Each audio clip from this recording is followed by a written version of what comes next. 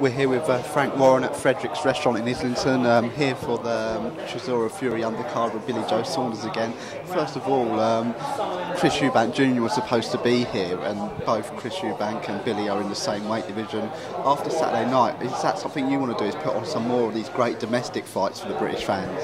Well, that's what we've done. I mean, we've been putting on some great domestic fights. Hey Chisora was a recent one. We've done Billy Joe against John Ryder, and we got obviously Tyson Fury, Dereck Chisora in. That's a great domestic fight with a great carrot at the end that the winner will get a shot at the world title against Klitschko. They become the mandatory challenger. And Billy Joe Saunders and Emmanuel Blandamura, two undefeated fighters. Bill's 19-0, Blandamura's 20-0, Italian-based. The winner of that will get a #1 spot in the WBO, I'm convinced of that, and then will become the mandatory challenger at the Pink Women. So again, that's a great fight, one of the fights that we want to put on. And we've got a fabulous undercard, Liam Smith against Navid Mansouri, that's a cracking little fight. Liam Walsh against Gary Sykes is a really good fight on the undercard. Jake Catterall and Nathan Bruff, two undefeated young fighters from up north, again a cracking fight.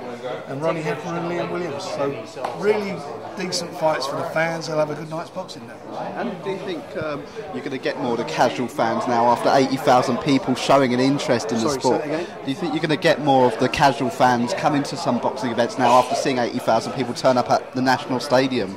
Well, you would hope so, and keep your fingers crossed they will. But over the years, people dip in and out of it.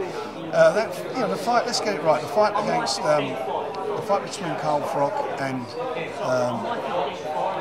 George Groves only happened because George Groves forced the issue. We all know what went on with him going to the IBF and so on. So there was a bit of a it was a cracking fight. The first fight, there was that sort of, should the referee have stopped it or not? And for me, it was, this wasn't the worst stoppage in the world. And if you let it go on there, I'm quite sure that George Groves got knocked out, and that's what happened in the second fight. But it captured the public's imagination.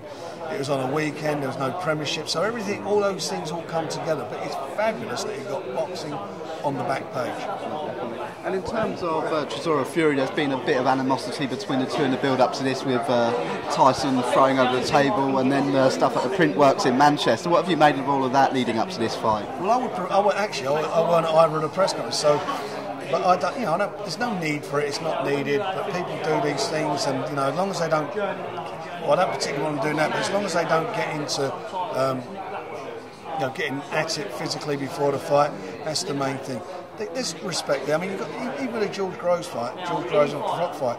We was talking about, was it killing him and stuff like that you don't want. You don't want none of that. But unfortunately, that's been happening in this sport for a long, long time. Sometimes people do things and say things before they think.